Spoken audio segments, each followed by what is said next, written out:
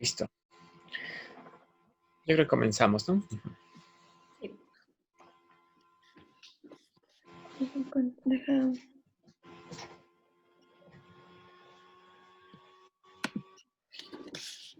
Bueno, muy buenos días a todos los que nos acompañan hoy. Soy Sayuri y junto con mi compañero Octavio vamos a estar conduciendo esta entrevista al doctor Héctor Gallardo. Esta entrevista forma parte de una serie de actividades y entrevistas que hemos estado realizando desde el Instituto Gaia Biocultural, pero que ahorita les pasamos como los canales porque se graban y se suben como podcast en YouTube. Pero también sobre todo esta entrevista forma parte de una campaña informativa que estamos lanzando desde la plataforma de afectados de cáncer y que tiene la intención de visibilizar o nombrar el cáncer como una pandemia, posicionarnos desde ahí. Y bueno, la plataforma, brevemente comento, es una plataforma creada por un grupo heterogéneo de personas afectadas o atravesadas por el cáncer y que que compartimos la urgencia, ¿no? de hacer algo por procurar medicamentos, atención y por pensar al cáncer desde otros lugares y que den cuenta de las complejidades. Ahorita compartimos también las ligas. Y bueno, y sobre todo creo que importante, tuvimos otra entrevista el jueves en el mismo sentido de estar hablando de cómo se normaliza una pandemia y que creo que hay muchas lecciones en ese sentido desde el cáncer, ¿no? Hablar de una pandemia que ha sido normalizada, que el cantidad de muertes, la cantidad de carencia y desabasto se considera como normal, natural, porque ya lleva tiempo, porque no es novedoso, y que creo que en ese sentido es muy importante mirar las pandemias actuales desde esta óptica, ¿no?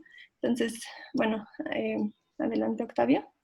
Pues también agradecer mucho la participación, bueno, en primer lugar del doctor Gallardo y también la participación de todas las personas que han entrado a la plataforma. Les agradecemos mucho su presencia. Y bueno, voy a dar una reseña curricular muy breve del doctor Gallardo. Él es médico especialista en medicina interna por la Universidad de Guadalajara y maestro en ciencias de la salud por la Universidad de Johns Hopkins en Baltimore. Cuenta con una larga trayectoria en servicios de salud pública, administración de hospitales y como docente en las facultades de medicina de la Universidad de Guadalajara, del ITEMS y de la UP. Fue coordinador de gestión del conocimiento en salud pública en la Organización Mundial de la Salud, con sede en Ginebra. Es miembro activo del Sistema Nacional de Investigadores desde el año 2010 y, bueno, forma parte de la Sociedad Mexicana de Salud Pública, de la cual fue secretario general recientemente.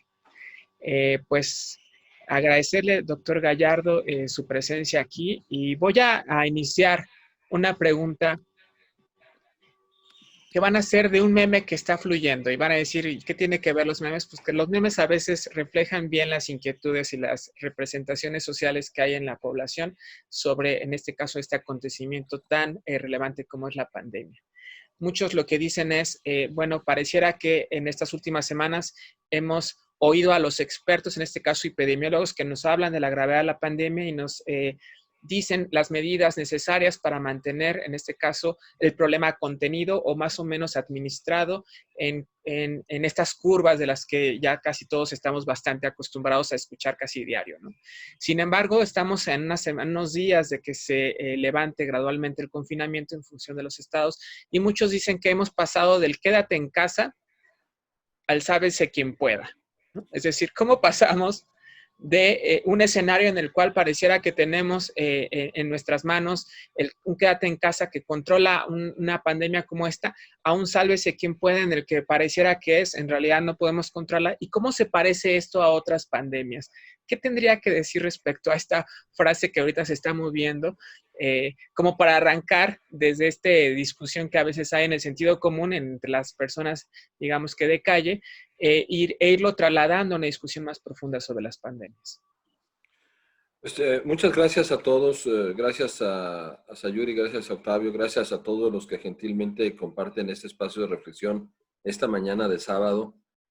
Lo que tengo que decir respecto a esas aseveraciones es que da mucha pena la profunda confusión que las autoridades de este país han creado la falta de liderazgo, de mando único, de buena difusión, de buena comunicación, de simplicidad que me deja atónito.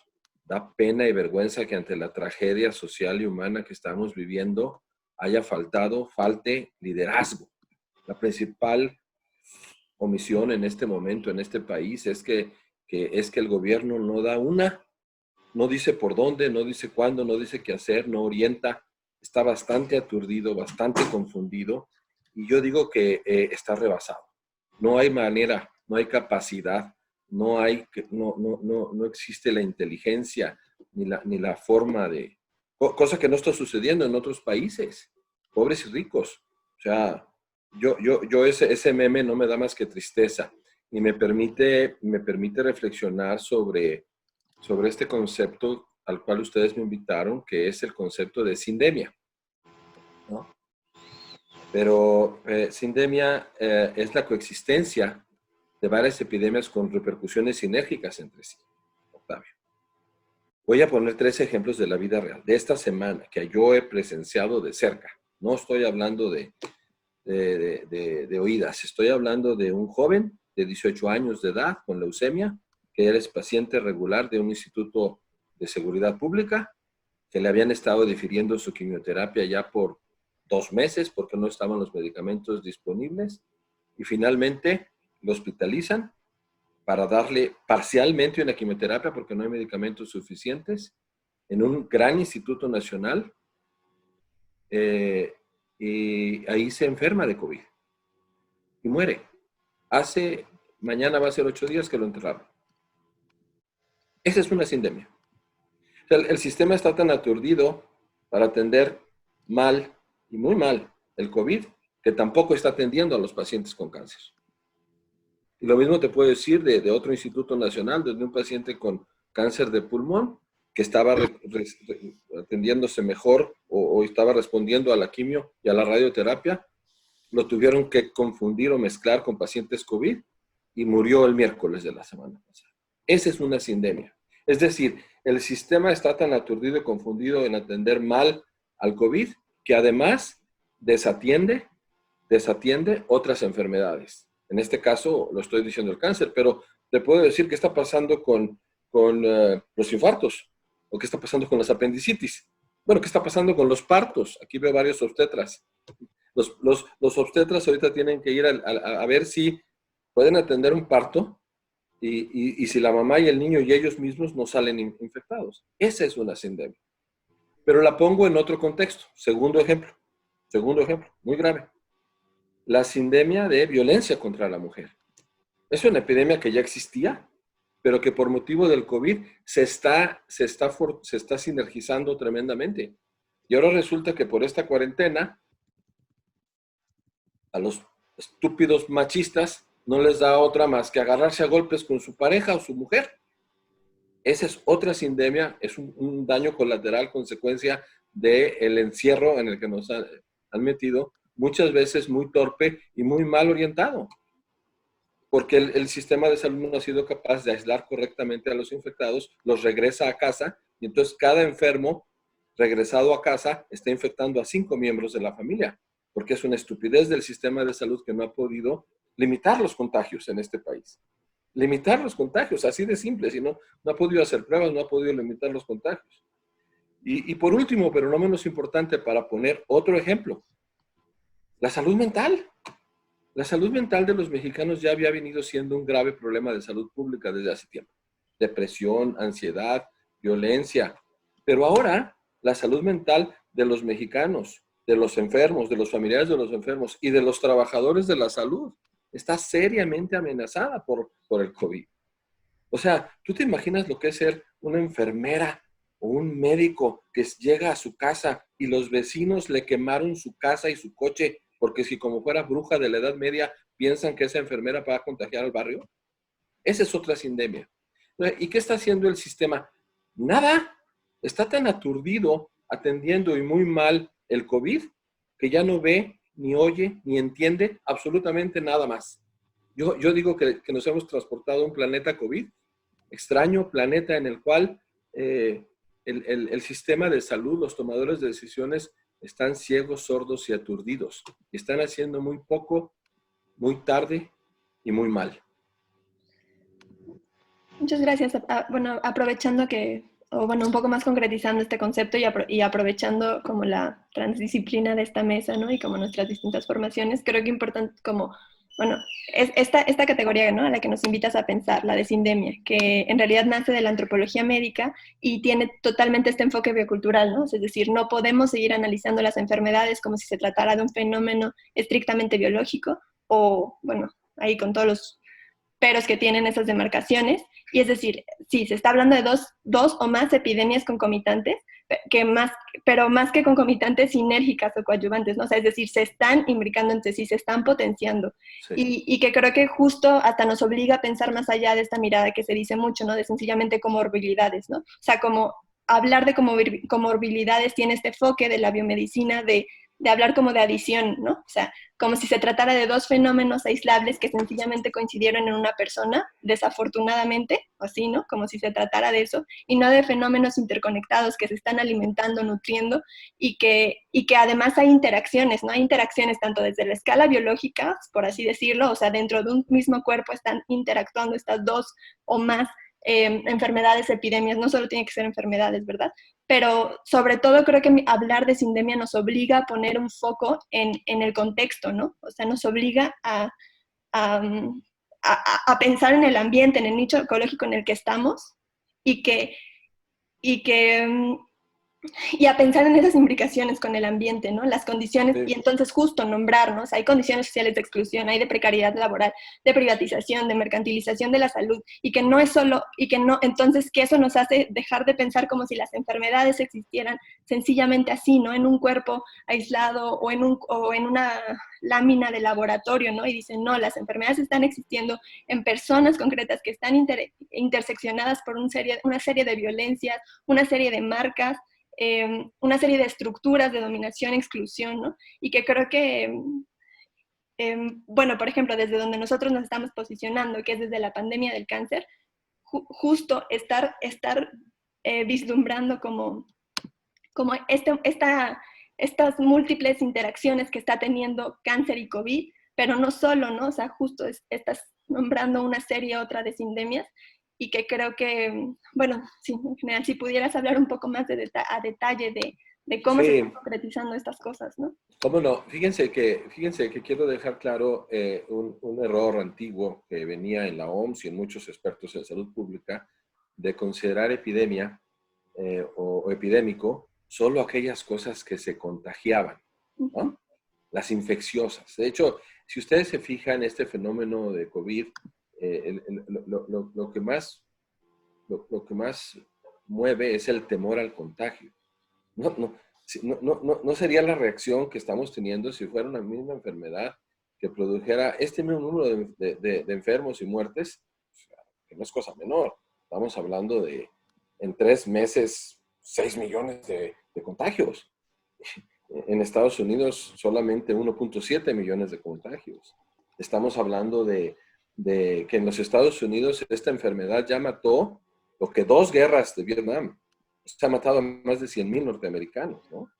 Y obviamente, el primer concepto que quiero dejar claro es que las epidemias ya no son solo las enfermedades infecciosas o contagiosas. Y eso tenemos que comprenderlo muy bien, porque si no, no vamos a poder saltar a una concepción más organizada, más sensata, más efectiva contra el COVID. No solo porque es una epidemia y no solo porque es contagiosa, sino por todas las demás repercusiones sociales y humanas que esto tiene. Entonces, hay epidemia, por ejemplo, de diabetes y no es contagiosa, ¿no? De hecho, lo único peor que le puede pasar a esta pandemia, la pandemia se refiere cuando una epidemia ha tocado rápidamente a varios países de todos los continentes. Por eso estamos en una pandemia. Oye, Héctor, ¿qué sigue? ¿Qué es peor que una pandemia? ¿Qué es peor? ¿Qué puede ser peor que la pandemia de COVID? Bueno, la endemia de COVID. ¿Y saben por qué? Porque significaría que ya nos acostumbramos. La diferencia entre pandemia y endemia es que es tan normal que ya nos acostumbramos. De hecho, todos los días a las 7 ya, ¿quién prende el televisor? Este señor de nombre que no quiero repetir, todas las noches a las 7 vuelve a repetir el número de muertos y el número creciente. Le han dicho que es contador y no el que debería de estar conduciendo las decisiones en salud de este país. Entonces nos estamos acostumbrando a que todos los días a las 7 de la noche nos dan un nuevo número. Este señor, por motivos de otra naturaleza, se quiere convertir a la pandemia en una endemia. Entonces, ¿a qué voy con todo esto? El mismo virus, con la misma enfermedad, tiene diferentes repercusiones en un ciudadano de la Ciudad de México, en uno de Oaxaca, en uno de Chiapas, en uno de Florida, porque este virus tiene, por un lado, 3 características muy singulares que lo distinguen de casi cualquier otra pandemia o epidemia que hayamos enfrentado los seres humanos a lo largo de nuestra historia. 3 características muy perversas, muy virulentas, muy peculiares, ¿no? Una muy delicada, que lo distingue, por ejemplo, de influenza H1N1, incluso del SARS, del MERS, del ébola, es que lo puedes contagiar sin tú tener síntomas. 3, 4, 5, 7 días uno puede estar siendo contagioso a los demás y uno no tiene todavía ninguna manifestación. Entonces, eso es muy delicado. Eso no sucedía en ébola, por ejemplo. El ébola es mucho más letal que el COVID, pero la gente se muere en 3 días y es evidente que tiene la enfermedad y ahí mismo se constriñe la enfermedad, no avanza. Por eso el ébola no se ha diseminado a varios continentes, de varios países. Este no. La segunda peculiaridad es que es extremadamente contagioso. Extremadamente contagioso. Es como un incendio que ya de por sí está muy fuerte, tiene mucho oxígeno y tú le echas gasolina. Es muy fácil que se contagie. Y la tercera es que biológicamente hablando, tiene unas peculiaridades biológicas por producir tanta inflamación sistémica, tanta pulmonía, tanta procoagulación, que prácticamente ni los cabellos están indemnes o fuera de daño. Estas 3 características se suman a lo que a mí me gustaría discutir con ustedes, que es el impacto en las personas que esto está teniendo, ¿no? El impacto en estas personas que antes no estaban tampoco tan bien ni tan sanas o que tenían otras condiciones y el impacto en el sistema de salud. Yo siempre digo que en el caso de México, esta pandemia de COVID no vino a romper el sistema de salud, vino a demostrar claramente que nuestro sistema de salud ya estaba roto desde hace muchos años antes. Lo vino a encuerar. Vino a evidenciar los pleitos entre los azulitos y los amarillos y los cafecitos y los de la aguilita y vino a demostrar que el ciudadano se encuentra indefenso ante un sistema de salud fragmentado, pauperizado, con pocos médicos, con pocas enfermeras, con pocas plazas, con pocos respiradores, con pocas terapias intensivas, con poco todo, con poca madre. Eso es lo que está teniendo este sistema de salud. Pero ya estaba antes así. El sistema de salud ya estaba roto y fragmentado. Pero ahora está peor. Y además lo agarró en una transición del INSABI, que quién sabe dónde carajos está. Y entonces nos vino a poner en medio de una situación en la cual nuestro sistema, nuestros ciudadanos, tú, yo, nosotros, ayer leí una carta que escribió un sobreviviente de COVID, ¿no? Ya de regreso después de 27 días en casa y que escribió cómo pasó una noche y media, o sea, prácticamente 24 horas, circulando, tocando la puerta hospital por hospital de la Ciudad de México para que alguien lo recibiera y lo atendiera, ¿no? Y además al final le cobraron lo que no tenía y le negaron la atención. Es decir, la gente está sufriendo humanamente, médicamente, biológicamente. O sea, el mismo virus no produce la misma enfermedad en un trabajador de la construcción de la Ciudad de México, en Iztapalapa, o del mercado de abastos de la Ciudad de México, en la Seda, que un ciudadano japonés o coreano o español. ¿Por qué? Porque no es el virus el único responsable de la tragedia que estamos viviendo, sino una sociedad y un sistema que no estaba preparado, que no estaba listo, que evidentemente era disfuncional, sigue siendo disfuncional, ahora peor que antes, y que no sabe responder como deberíamos ante una tragedia de esta magnitud. Una pregunta sobre eso que me gustaría hacer para ahondar un poco es respecto a, dices que hay una mala estrategia acumulada, ¿no? O sea, es decir, es un problema que se viene arrastrando respecto a cómo se está entendiendo el tema de la salud pública, porque entiendo que justo es una de las inquietudes, no ver solo que tienes un problema, por ejemplo, de cáncer, un problema de diabetes, que de hecho hasta hace unos meses, si preguntáramos a la mayoría de los médicos cuáles son las enfermedades que más nos tendrías que preocupar, muchas de esas enfermedades son enfermedades no transmisibles, ¿no? En donde no hay un agente infeccioso, en donde ya se habla de pandemia, pero resulta que hoy estamos a nivel planetario muy preocupados por una enfermedad infecciosa, contagiosa, y pareciera que amerita hacer todo lo necesario, incluyendo confinamiento, incluyendo para contener a esta pandemia, porque dicen, el argumento es, porque lo que está en juego es el colapso de los sistemas de salud. Y pareciera que ese argumento está recorriendo el mundo y justificando todas las acciones y que los efectos colaterales que hay de estas medidas para las otras pandemias son justificables porque el mal que se está atendiendo es más importante, que es el colapso del sistema de salud, la disponibilidad de camas, etcétera. Entonces, pareciera que ese es el argumento, pero no solo de este gobierno, sino pareciera que es un argumento mundial, o sea, uno lo escucha en diferentes países y los debates que empieza a haber no tiene que ver, a mi modo de ver, no sé si compartes, con cómo vamos entonces a abordar las otras pandemias, sino cómo salimos rápidamente del confinamiento. O sea, pareciera que el debate nos va a llevar otra vez a que el ciudadano común tenga su responsabilidad de, pues tú tienes que prevenir la diabetes, tú tienes que prevenir el cáncer y tú tienes que prevenir el COVID, y al trabajador de la salud le corresponde, tú tienes que ver cómo le atiendes a todos estos que van a llegar y volvamos a la normalidad. Pareciera que ese es el esquema.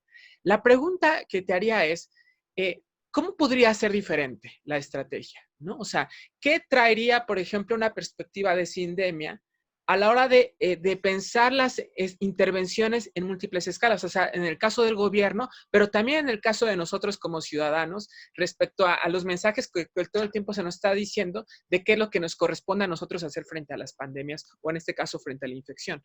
¿Cómo podría ser diferente cuando incluimos una visión de sindemia y cuando entendemos esto, que me gustaría también que ahondaras más, el riesgo de que se vuelva endémico, de la normalización de estas pandemias? Sí, muy buenas preguntas, Octavio. Definitivamente el fin no justifica los medios, en mi opinión. Es decir, el fin de atender, y debe atenderse correctamente, a los casos de esta epidemia, a los casos severos, a los casos intubados, a los hospitales, eso no justifica desatender todas las demás prioridades en salud. Eso no es correcto, eso no es normal, eso no está pasando en otros países del mundo. En otros países del mundo, pobres y ricos, dijeron, bueno, estos hospitales van a ser para atender COVID, estos doctores van a ser para atender COVID, pero acá vamos a atender las leucemias y el cáncer, y acá vamos a atender los partos, y acá las apendicitis, y acá los infartos. Y una cosa no tuvo necesariamente que descuidar la otra. Lo que pasa es que el fenómeno de aturdimiento que estamos viviendo en un sistema de salud de por sí ya frágil, fragmentado e inepto, ha hecho jalar la cobija y desatender otros lugares en lugar de planear con inteligencia mejores sistemas de atención, ¿no? Por eso vemos en la Ciudad de México que todos los días reconvierten como un hospital nuevo híbrido. De los 3 que iban a hacer, luego ya son 8, luego son 12, luego son 15, y cada hospital híbrido de COVID, en realidad lo que es que están dividiendo la atención y arriesgando a los no COVID cuando son atendidos ahí, ¿no? O por eso vemos que pues no hay medicamentos, porque la geopolítica nos está negando el acceso a los mexicanos a medicamentos COVID.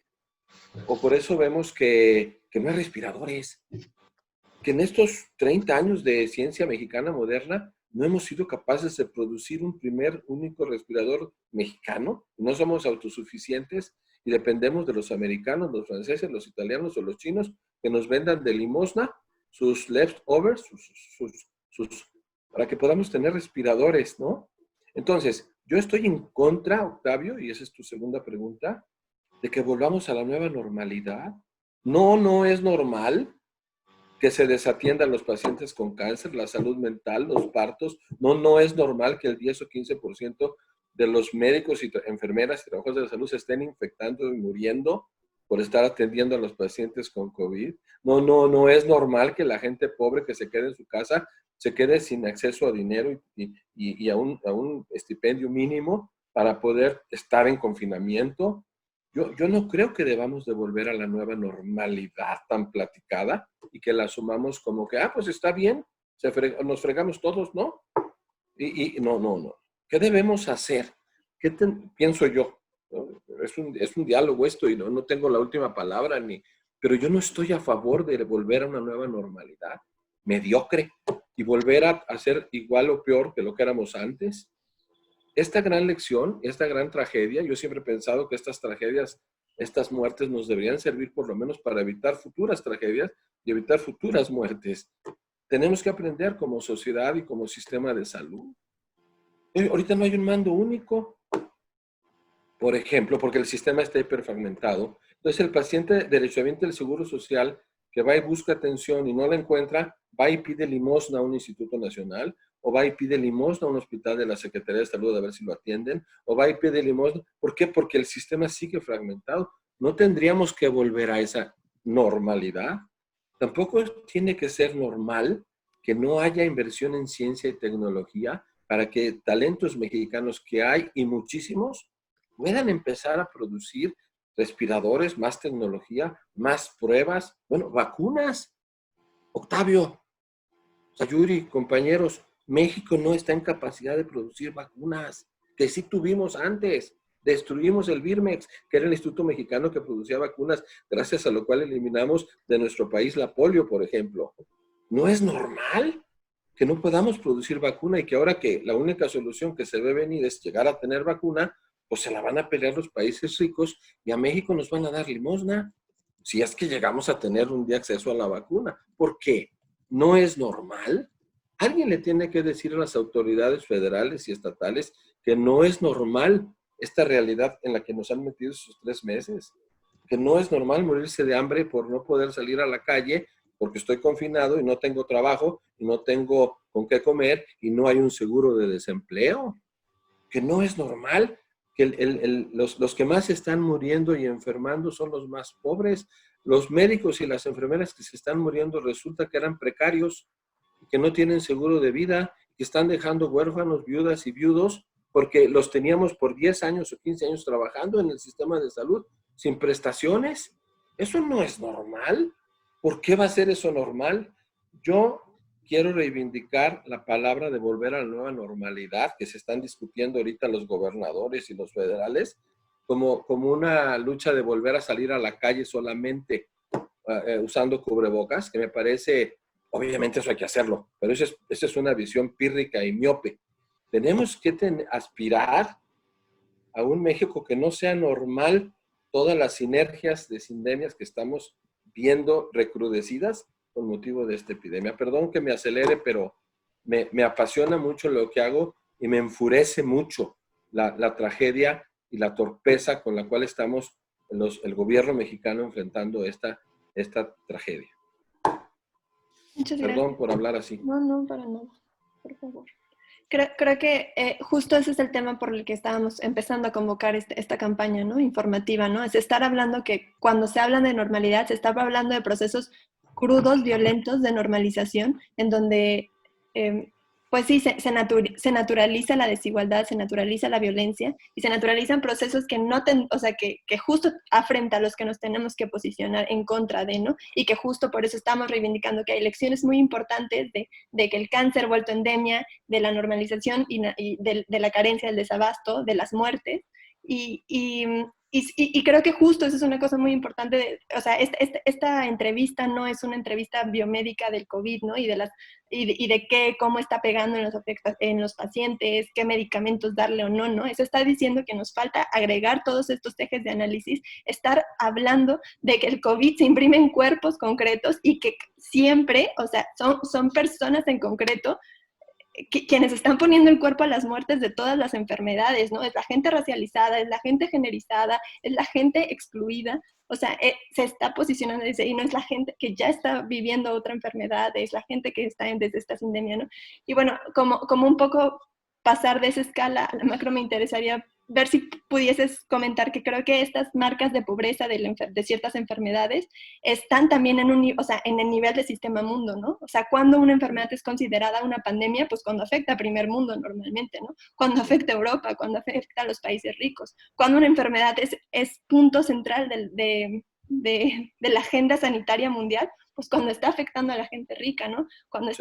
Cuando es justo, todos nos podemos ver vulnerados por esas enfermedades, ¿no?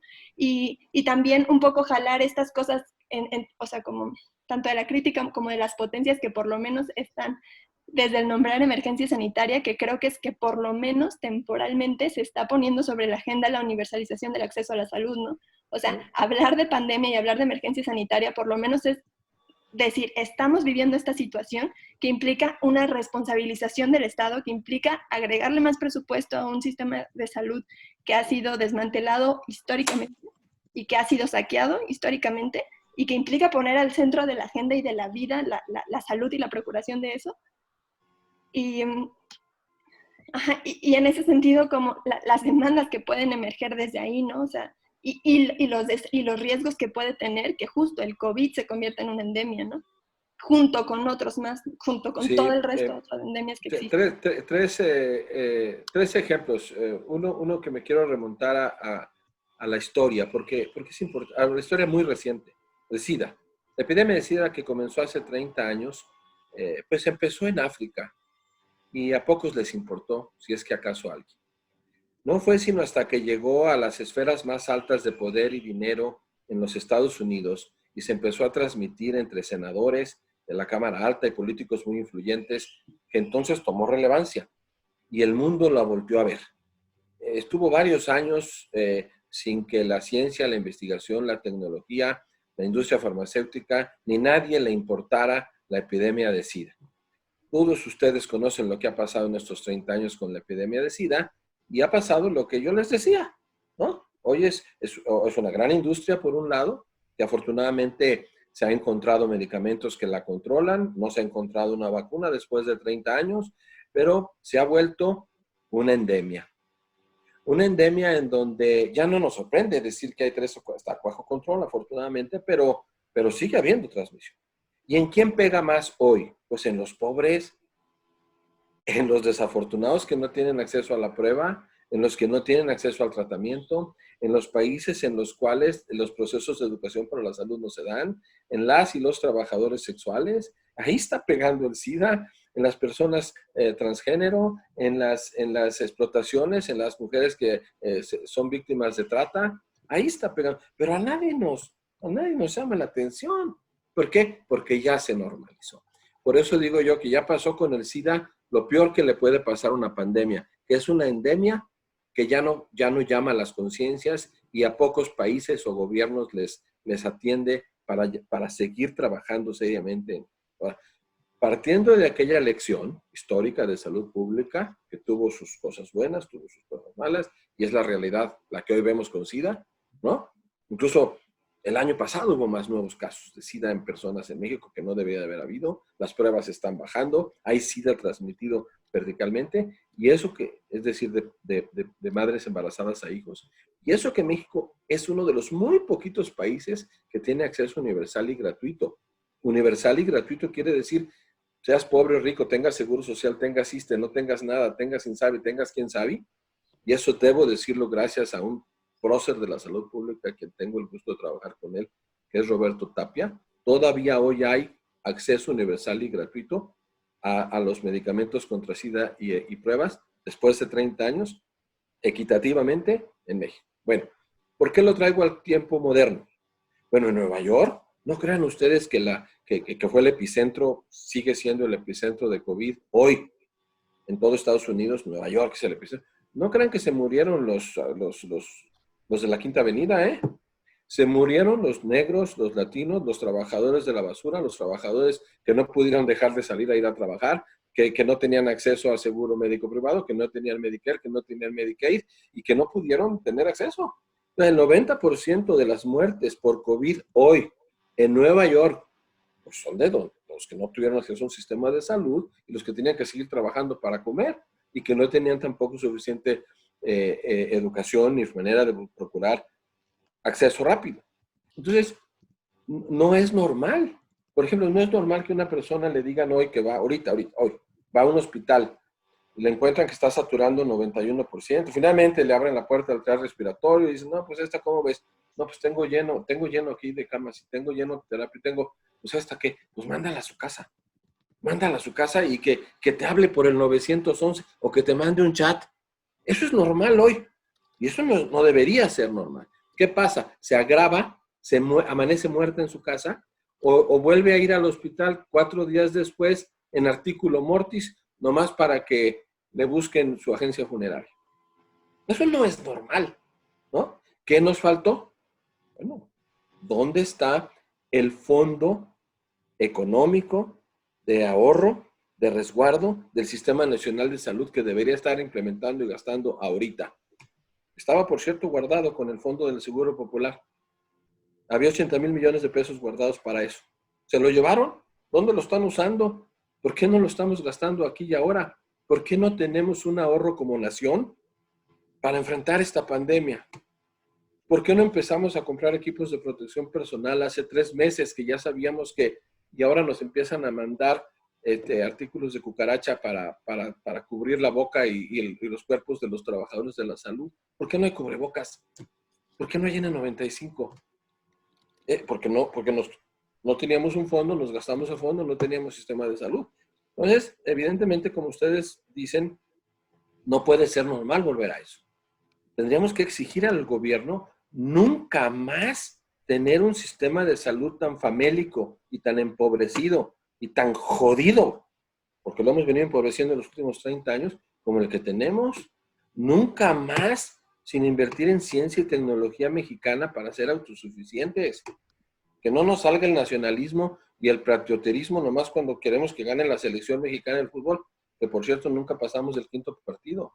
Que nos salga el nacionalismo en tener escuelas técnicas y investigación y tecnología mexicana para producir respiradores, tecnología, medicamentos, tratamientos.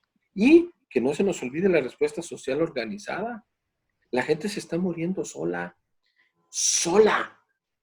porque ni siquiera hemos sido capaces de acercarle un teléfono celular al paciente que está agónico para que se acabe de dar el último adiós a sus familiares, caramba. En fin, yo creo que eso no es normal, no debería de ser normal, y estos ejemplos que acabo de dar demuestran que tendríamos que aprender de esta lección para prepararnos más y mejor como sistema de salud, como sociedad y como individuos para responder ante estas crisis. Y sobre eso quería hacerte una pregunta, porque pareciera que todos los diagnósticos críticos que nos hacen tener un balance de la gravedad de las pandemias y de las mediaciones sociales que hemos construido para atenderlas, son diagnósticos que terminan bastante pesimistas. Por ejemplo, este año, hace unas semanas, salió el Informe Mundial sobre el Cáncer 2020 que hace la Agencia Internacional sobre Cáncer, y lo que dicen es, bueno, ya nos hemos cansado de decir mucho, vamos a dedicarnos a tratar de ver cuáles son las posibilidades reales para que las medidas de prevención que hemos discutido sobre el cáncer durante décadas se implementen bajo contextos de desigualdad económica, de corrupción política. O sea, pareciera que lo que nos queda a nosotros es un diagnóstico muy pesimista, es decir, donde tenemos estructuras de decisiones sobre materia de salud pública que tienen a veces enfoques bastante reduccionistas o están coludidos con las corporaciones farmacéuticas. O sea, pareciera que los diagnósticos para las poblaciones de a pie, por decirlo de algún modo, siempre nos son desfavorables, ¿no? Siempre estamos lidiando con una complejidad en la que terminamos diciendo es imposible cambiar todas las estructuras, ¿no? Y pareciera que esto se suma a otros temas que no solamente es la salud, sino puede ser porque no solamente es la sindemia en términos de padecimientos biológicos, sino, por ejemplo, además se padece, como ya decías tú, por ejemplo, la inequidad, la pobreza, la desigualdad, etcétera.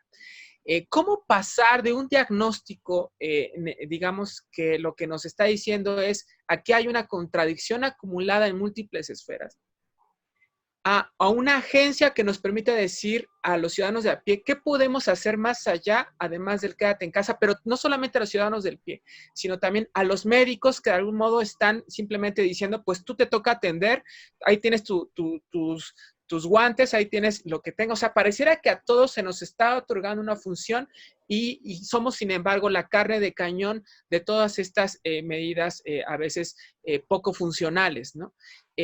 Pienso, y si no puedes dar una respuesta sobre el ciudadano a pie, sí sería muy interesante que pudieras darnos tu opinión sobre el papel que pueden jugar los médicos y los trabajadores de la salud que hoy están siendo también víctimas de la pandemia misma y de su manera de administrar. Es decir, que de hecho se pone en juego, si había en México un déficit de 200,000 médicos, hoy se pone en juego eso. ¿Qué podemos hacer cada actor para lidiar con un diagnóstico que lo que nos está diciendo es, este es un problema acumulado y no hay una buena estrategia al respecto?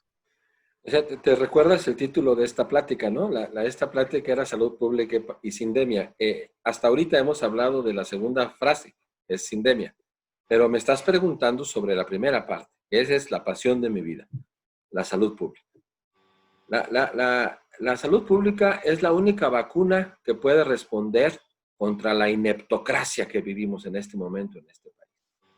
Ineptocracia quiere decir todo aquel que está, no todo, pero la inmensa mayoría de los que están en capacidad de tomar decisiones públicas, lo están haciendo bajo las rodillas, tontamente, sin consultar, sin preguntar, sin reunirse, sin colegiar las preguntas, sin consultar, sin impulso, sin liderazgo, mediocremente, a media tabla.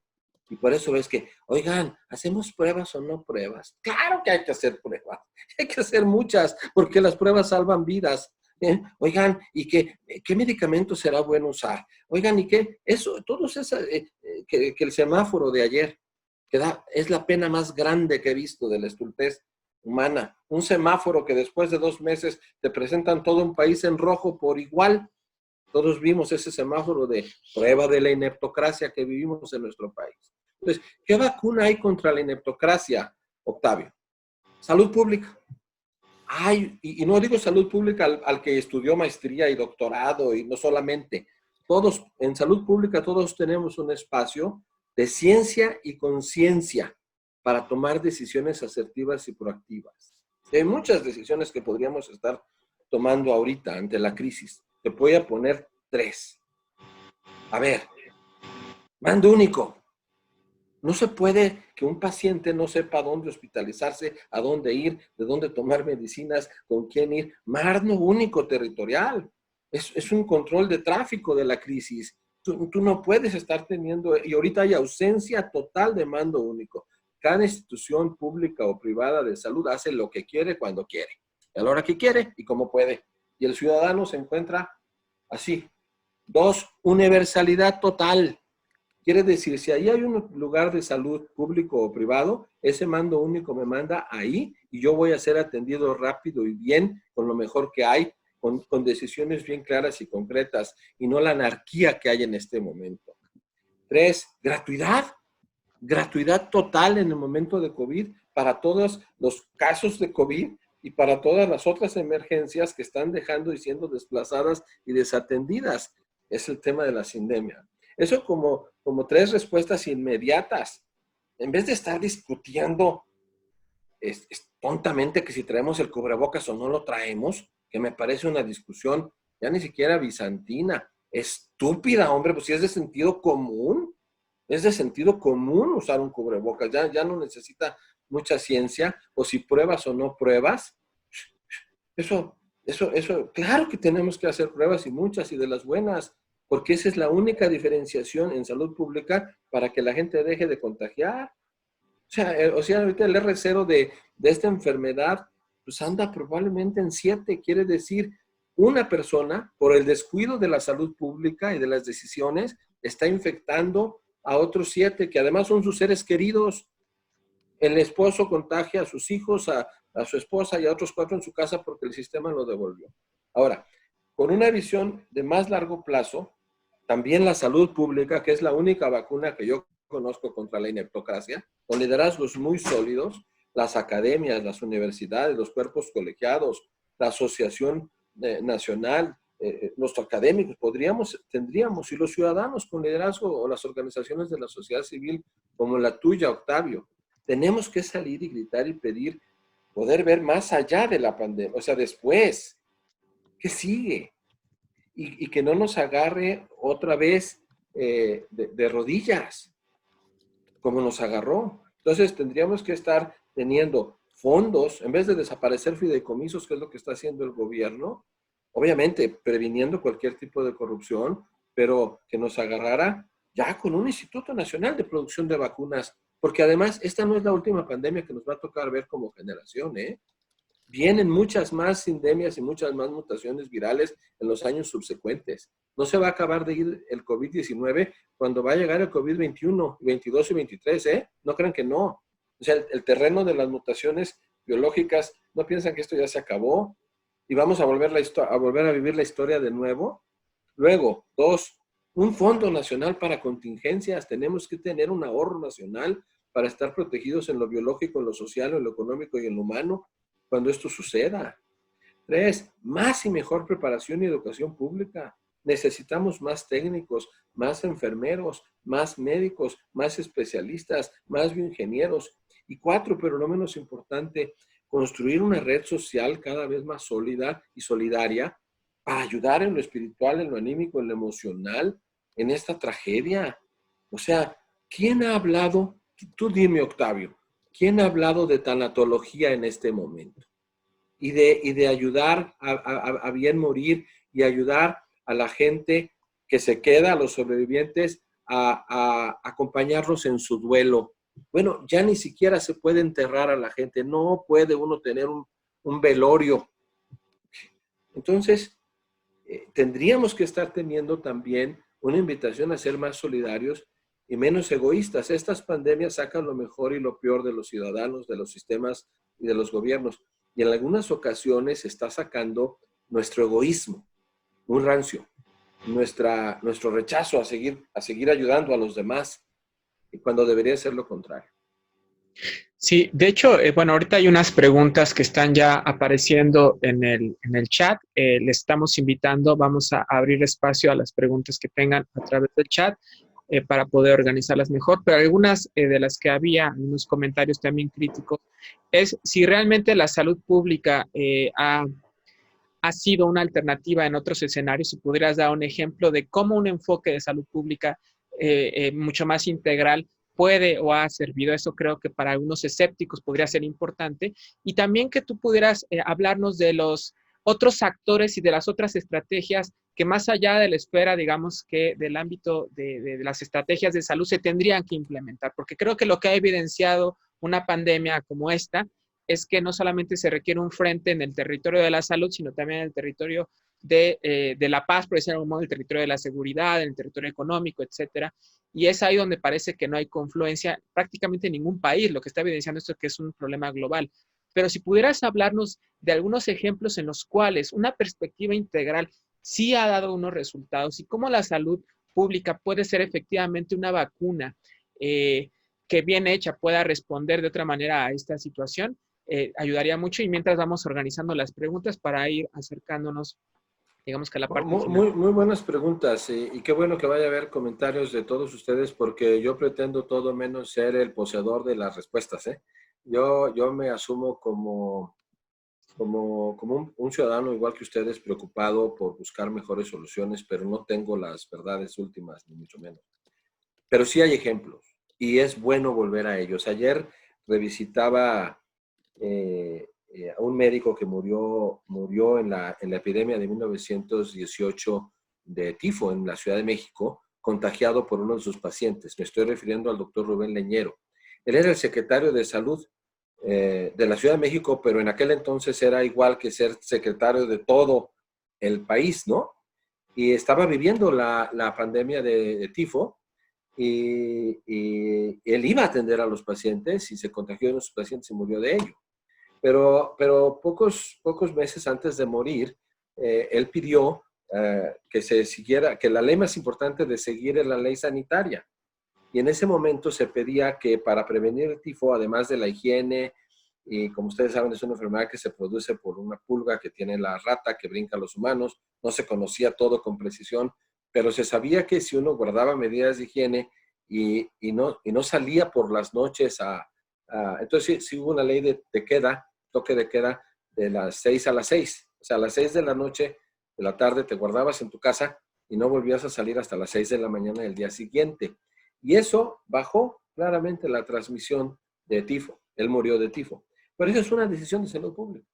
La otra que obviamente es clásica y muchos de los que están aquí que conozco y son expertos en salud pública no me dejarán mentir, pues la única enfermedad sobre el globo terráqueo que ha podido ser erradicada gracias al trabajo sistemático, científico, proactivo, liderado por expertos en salud pública, es la viruela negra. La viruela negra es la única enfermedad que ha podido ser erradicada, obviamente gracias a que tuvimos una vacuna. Era una gran pandemia que azotaba terriblemente por años países, localidades, poblados, mataba a 30% de la población y dejaba muy mal parada, muy mal dañada a la gente que sobrevivía.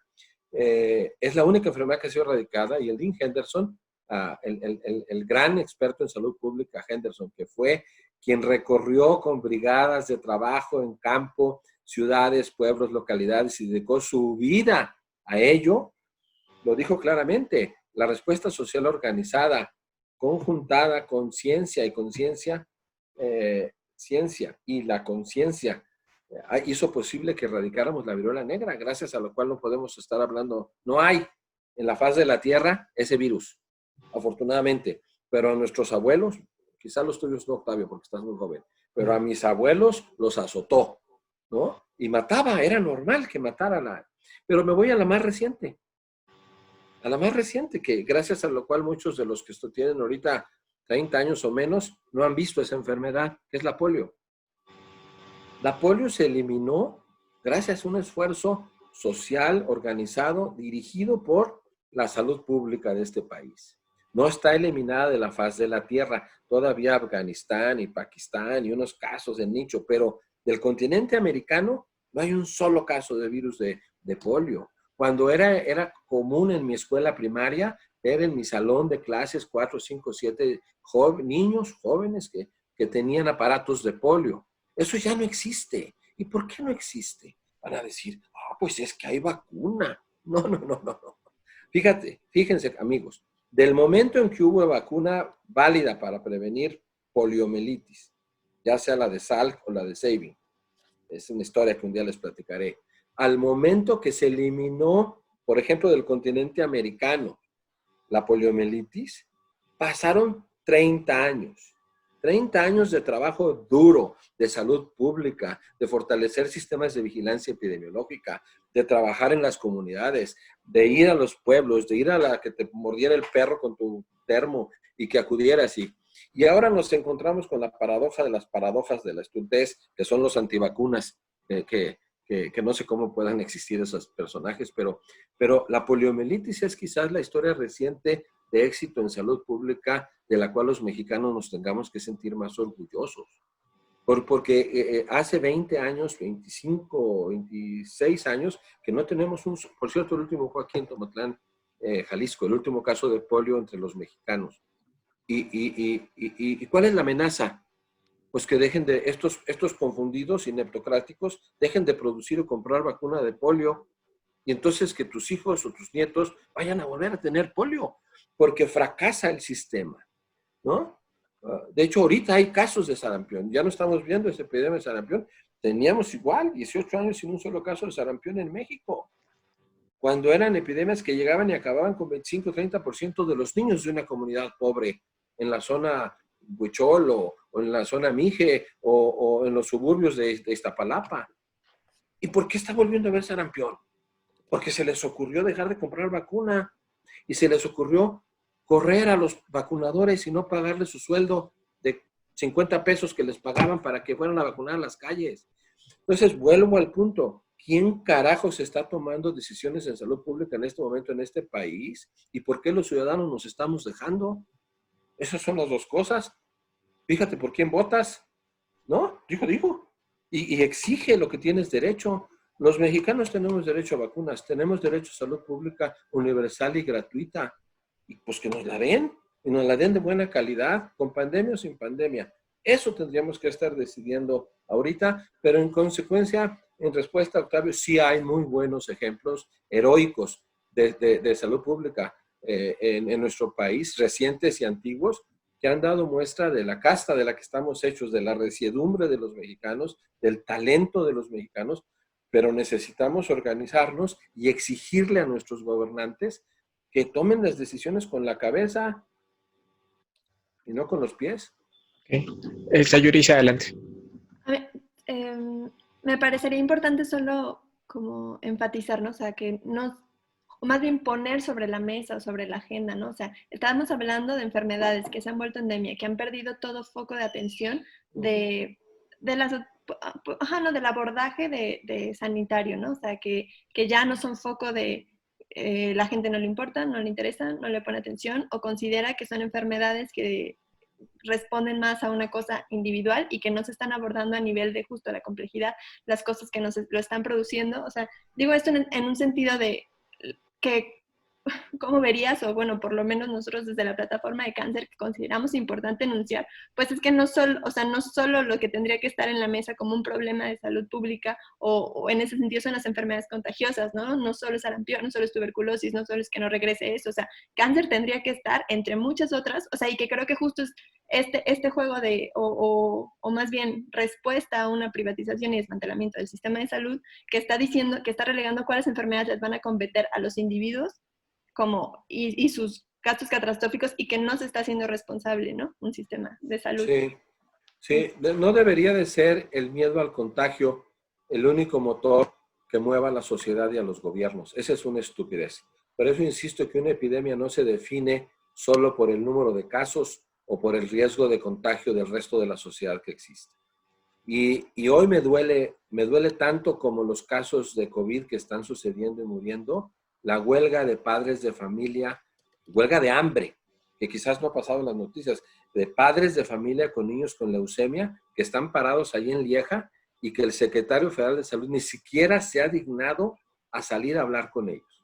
Hay varios padres de familia en este momento en huelga de hambre, afuera de las oficinas de Lieja número 7. El clásico original laboratorio de salud pública que tuvimos los mexicanos para enfrentar el tifo o la viruela negra de la cual estábamos hablando, y el actual secretario de Salud Federal en forma autista no se ha dignado ni siquiera a salir a hablar con los padres de familia que están esperando en una forma tremendamente dolorosa que alguien salga a decirles, aquí está tu ciclofosfamida, porque esa otra epidemia, la epidemia de niños con leucemia desatendida y atendida con propia calidad, a nadie les está interesando. Acabo de leer una carta de todas las sociedades de oncólogos y hematólogos de este país dirigida al presidente, donde le suplican los oncólogos de este país, diciéndole que hace meses, años, que está dejando de haber abasto suficiente de medicamentos contra cáncer, contra todos los cánceres, pero en particular contra leucemia en los niños, que es un cáncer curable y atendible. Y sin embargo, no hay abasto, no hay donde se atiendan, no hay quien los atienda. Y cuando van a un hospital, como tiene COVID, tienen mucho riesgo de contagiarse de COVID. ¿Quién va a hacer algo a ese respecto? Entonces, eso no sale en los periódicos. Eso ahorita todos estamos viendo qué está pasando en China y en Japón y en las redes sociales. Y por qué, y qué dijo Trump. Pero ¿qué dijo? ¿Qué hacemos con esta epidemia de mala calidad y pobre atención y desabasto de medicamentos contra cáncer que deberían estar salvando vidas y no lo están haciendo? Eso es a lo que yo me refiero cuando digo que el sistema está aturdido y confundido. Están haciendo mal y de malas lo urgente, pero además están dejando de hacer lo importante. Estamos en el peor de los mundos. Ni lo urgente ni lo importante lo están haciendo bien.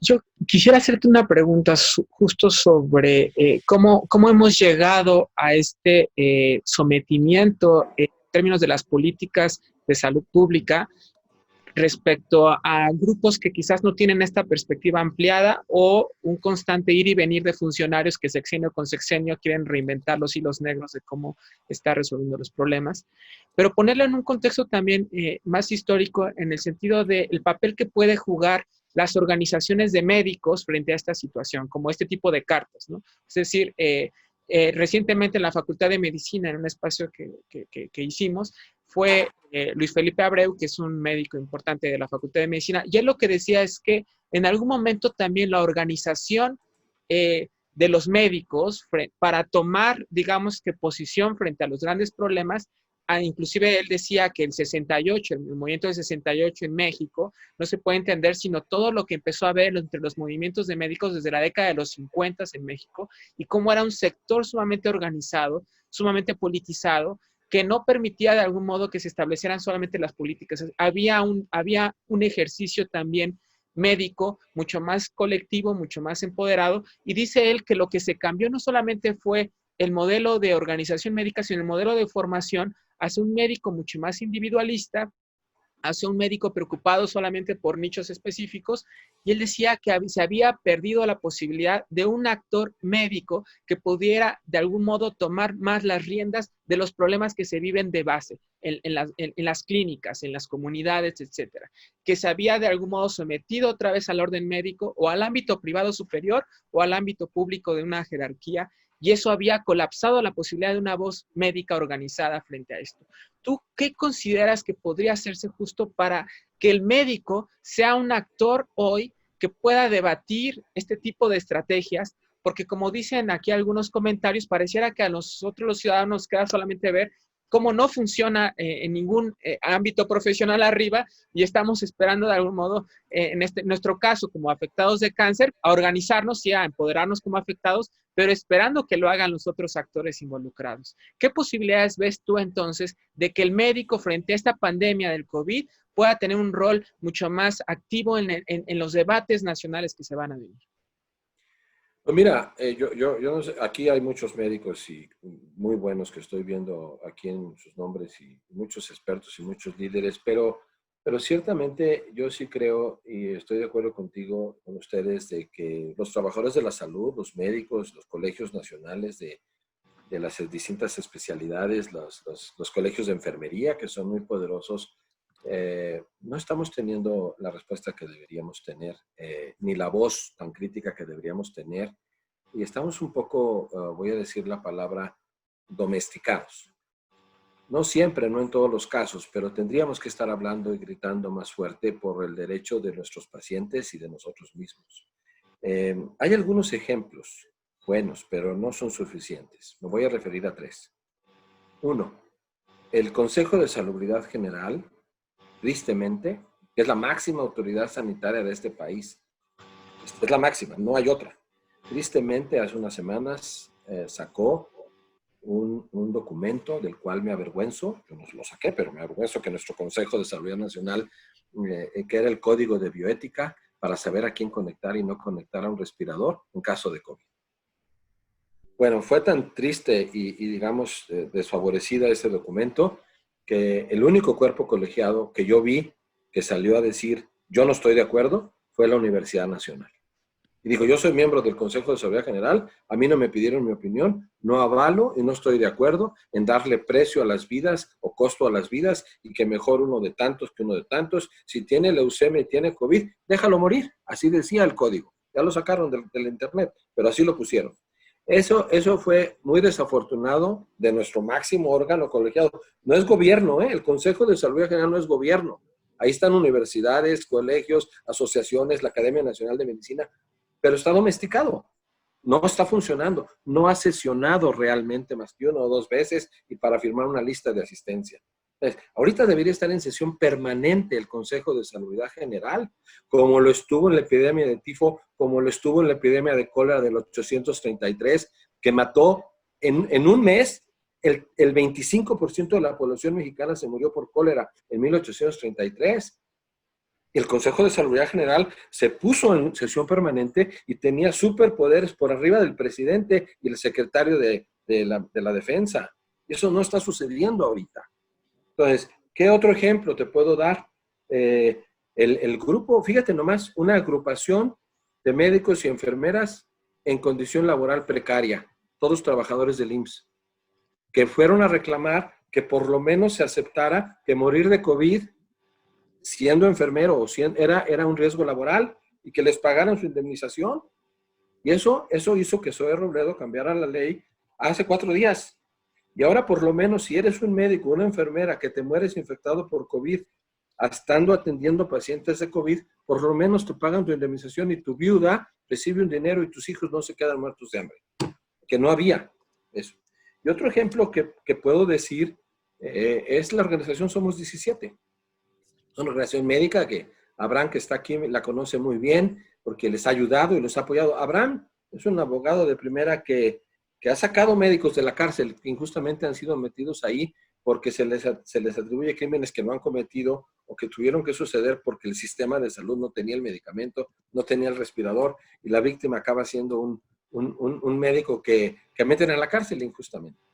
Pero en respuesta a tu pregunta, nos falta mucha conciencia social a los profesionales de salud de este país. Tenemos que tener más claridad que el tema no es biológico, que el enemigo no es solo el virus y que la solución no es solo una vacuna o una píldora, porque eso sería o un respirador. Tenemos que pensar mucho más ampliamente, ¿no? Y también, y es lo bueno por lo que yo acepté participar hoy, llamar a la transdisciplina, Octavio. Créeme, soy médico desde hace muchos años y nos falta invitar y abrirnos a comprender otras disciplinas de las ciencias sociales y de las humanidades para entender las realidades desde otra óptica y no solo la biológica.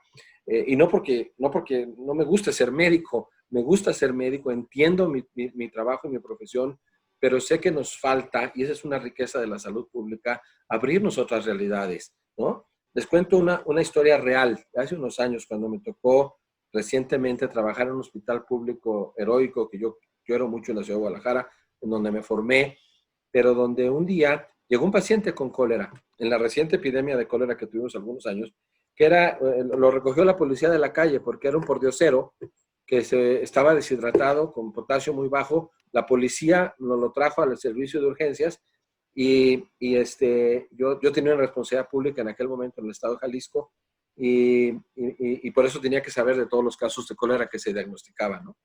Y teníamos medicamento disponible y la prueba disponible en los hisopos estos famosos en todos los hospitales públicos y privados de este estado en ese entonces. Pero al doctor se le ocurrió darle una receta para cólera de un medicamento que era más bueno, ciertamente, pero era muy caro. Y le dijo al pordiosero, mire, usted se compra esta receta y ya va a estar bien del cólera. Y lo regresa a la calle. Y pues obviamente 2 días después apareció muerto, tirado en la calle, con la receta muy elegante en la bolsa. Entonces, ¿por qué pongo este ejemplo? Porque muchas veces a los trabajadores de la salud nos falta la conciencia social que hay detrás de solicitar un estudio de laboratorio, solicitar una receta cara, y no entendemos que eso en realidad significa que el paciente no tiene para comprarlo. Y por eso vuelvo a tomar decisiones de, por lo menos, ¿dónde está el edicto claro y concreto que le diga a todo mexicano?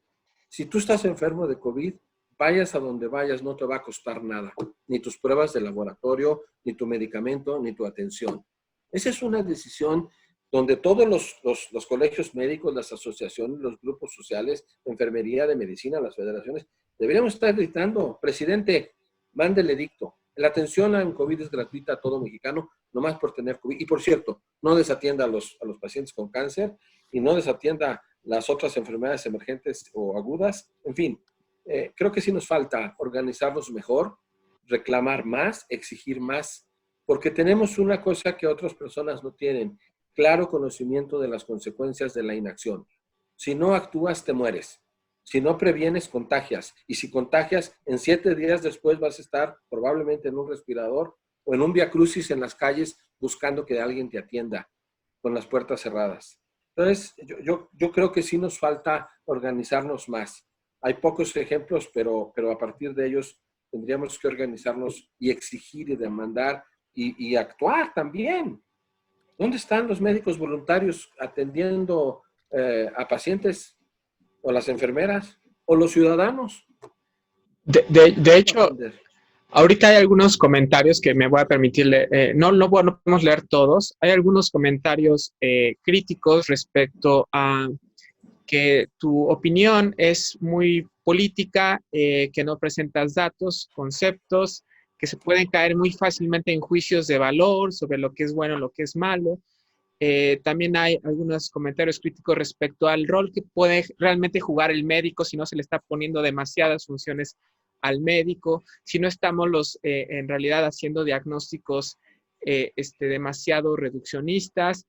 Eh, También hay comentarios respecto a qué otros actores realmente se tendrían que incluir, cuáles son los límites de la salud pública. En fin, te los vamos a hacer llegar, pero ya nos vamos acercando, digamos que al cierre y nos gustaría, déjame ver si hay alguna otra pregunta concreta, porque hay muchos comentarios.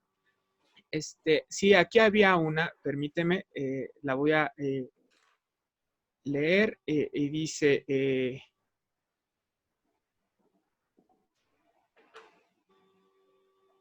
permítame.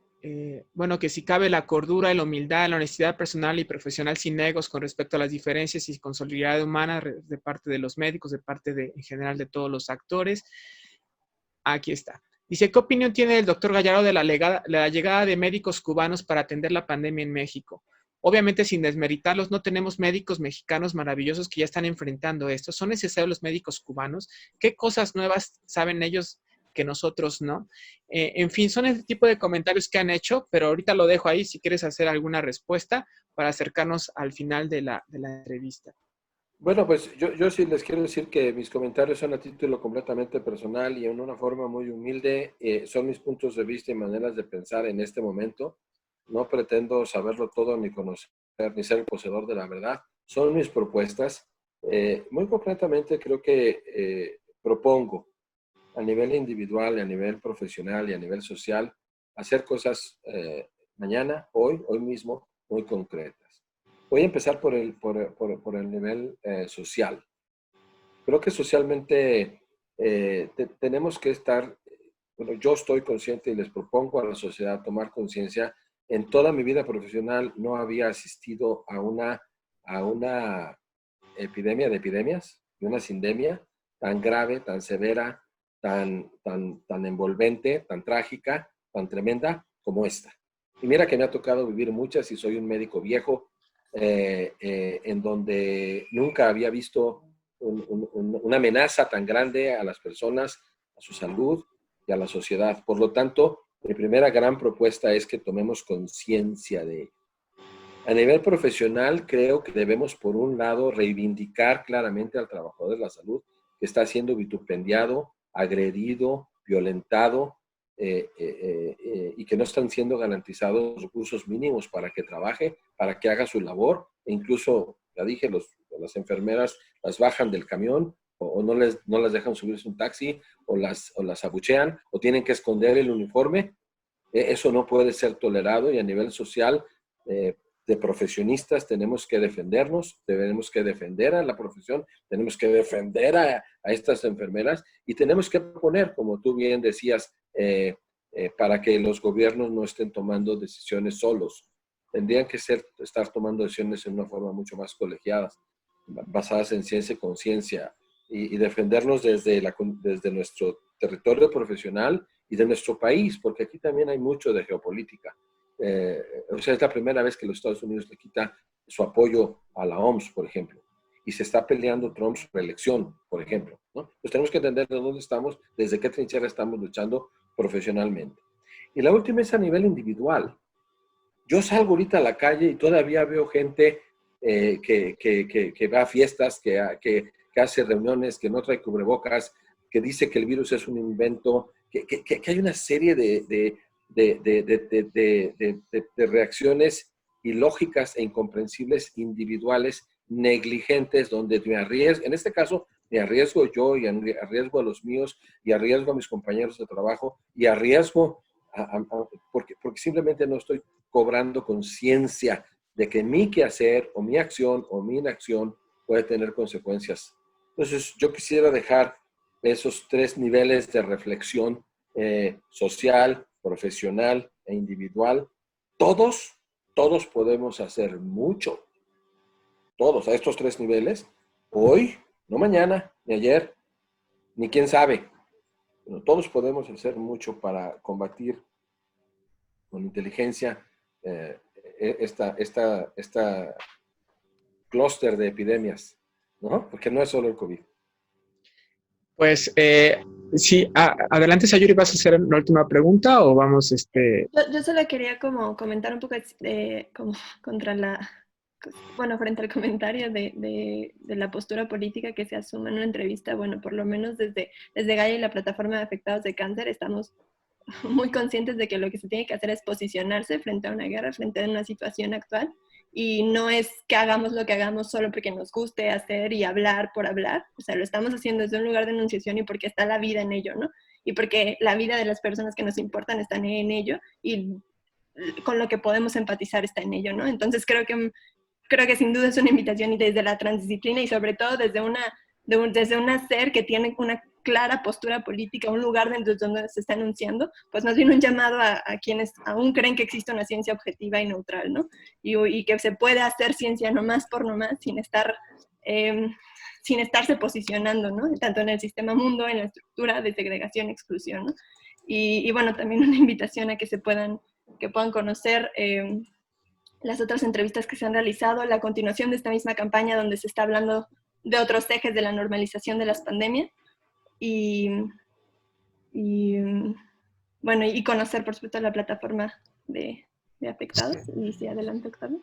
Sí, yo solo resaltar, en primer lugar, agradecerte, doctor Héctor Gallardo, por tu presencia aquí, porque creo que has puesto sobre la mesa de manera fuerte, como a veces se tiene que hacer en momentos tan graves como estos, varias anotaciones que me gustaría resaltar. Una de ellas es que estamos en un escenario de sindemias y eso es un discurso que tendría que estarse diciendo desde la autoridad médica ahora para reconocer justo el desafío al que nos estamos enfrentando. La ausencia de esta categoría es la ausencia también de una estrategia que articule justo que no solamente vas a tener que lidiar con el COVID, vas a tener que lidiar con una convergencia, confluencia de múltiples desafíos y que querer solucionar solo un problema te va a llevar a una catástrofe que es un poco, digamos que lo que está aconteciendo ahora, se está acumulando contradicciones que va a devenir una catástrofe mucho mayor de lo que de lo que ha habido respecto a la cantidad de muertos por la infección de COVID, sino justo por los efectos que va a tener sobre los otros padecimientos, sobre los otros tratamientos. Creo que eso es también sumamente importante. Dos, que una visión de salud pública exige e implica la organización de todos los actores para hacer un diagnóstico integral y para establecer medidas mucho más acordes a las realidades geopolíticas que también estamos viendo, en cosas tan concretas como la producción de ventiladores, como la producción de vacunas, y recuperar las experiencias históricas que nos recuerdan que un abordaje mucho más integral de lo pandémico, de los desafíos nacionales, implica necesariamente el involucramiento de múltiples actores, pero sobre todo un sector médico mucho más claro del desafío al que nos estamos enfrentando. Y creo que personas como tú ejemplifican el tipo de conciencia que se requiere también en estos momentos. Vamos a hacerte llegar de todas maneras el chat de esta sesión para las personas que quieran seguir el diálogo. Esa es la idea también. Aquí vamos a poner también el correo electrónico en el chat, porque bueno, el objetivo también de estas charlas y de tu presencia aquí en este foro era justo abrir perspectivas que no están siendo suficientemente planteadas para lidiar con este problema al que nos enfrentamos. Entonces, creo que con lo que has tú planteado respecto a entender lo sindémico, nos llevamos, creo que todos, reflexiones necesarias y también la invitación a que a través del foro, por ejemplo, que estamos haciendo ahorita de la plataforma contra el cáncer, se puedan replicar para otras pandemias. Es necesario establecer diagnósticos de qué es lo que está pasando con los afectados y los trabajadores de la salud en cada una de las pandemias, porque ahí es donde vamos a ver que hay problemas interconectados, ¿no? El desabasto de medicamentos, las citas postergadas, los procesos de cuidados paliativos, etcétera, todo se está viendo afectado para las otras pandemias y es necesario comenzar a alzar la voz desde todos los actores. En ese sentido, bueno, pues muchísimas gracias. Héctor, si quisieras dar unas palabras finales, adelante y con eso cerraríamos la entrevista. Solamente agradecer el favor de su atención y su conciencia a mis puntos de vista, que no pretenden ser totalitarios. Estoy leyendo todos sus comentarios en el chat y los agradezco mucho. Son también una fuente de reflexión para mi persona. Todos ellos, todos y cada uno de ellos, son muy interesantes. Creo que daría para seguir platicando al respecto de ello mucho, pero solamente propongo más conciencia, mucha más verticalidad, mucha más capacidad de colaborar, de trabajar verticalmente con individuos, como profesionistas y como sociedad en favor de la lucha contra esta pandemia y todas las endemias que se han venido tristemente asociando a esta realidad. Pues muchas gracias. Vamos también a subir esta entrevista al canal de YouTube del Instituto Gaia, donde van a poder encontrar otras entrevistas. Nuestro objetivo, repito, con esas entrevistas es promover un debate necesario entre todos los actores, porque en este momento somos afectados y afectadas prácticamente todos. Entonces, exige de nosotros también un diálogo abierto y cada vez más fecundo. Muchas gracias por su participación. Ahí están los videos, ahí están para que puedan darle seguimiento. Muchas gracias, doctor Gallardo. Gracias. Tengan buen día.